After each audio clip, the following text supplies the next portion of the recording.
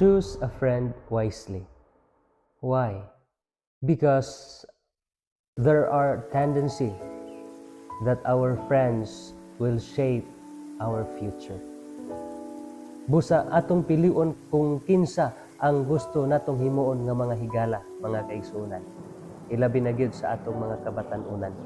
Kay matud pa ni Haring Solomon diha sa Proverbs chapter 13 verse 20 nag-ingon, lakat uban sa taong manggialamon, ug ikaw mahimong manggialamon.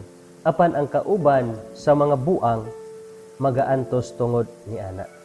Dunay panultihon sa karaan mga kaigsunan nga nag-ingon, tell me who your friends are and I will tell you who you are. So, matud pa nga sultihi ko kung kinsa ang imong mga higala. Kay sultihan pud ka kung kinsa ka. Pilio nato kung kinsa ang atong himuon nga mga higala.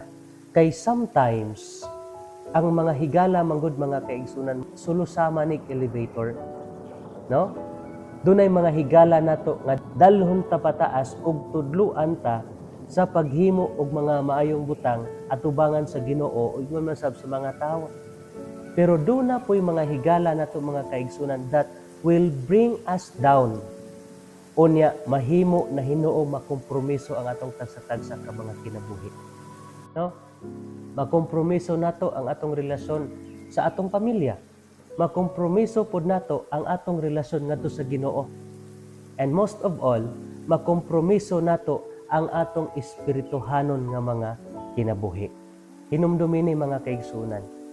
Kung si kinsa ang imong gikauban karon sa imong nga paglakaw, mao kini ang modeterminar kung asa ka paingon mga kaigsunan.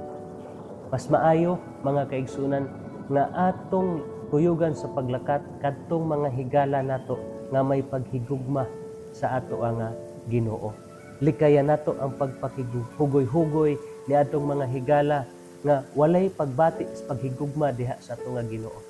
Kay matud pa ni Apostol Pablo mga higalag mga kaigsunan diha sa nahaunang Korinto kapitulo 15 bersikulo 33 matud pa dinhi, ayaw kamo pagpahisalaag. Ang daotang pagpakikugoy-hugoy makadaot sa maayong pamatasan. Ang pinaka the best nga pagpili sa maayong nga higala, let us choose Jesus Christ to be our friend.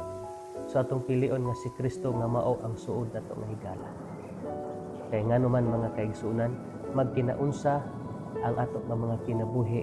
Siya ang maayo ug kasaligan nga higala nga dili modala nimo paubos. Apan mao kini modala kanimo ngadto sa taas, nga modala kanimo ngadto sa kasiguruhan sa imong kinabuhi. Therefore, choose a friend wisely. God bless.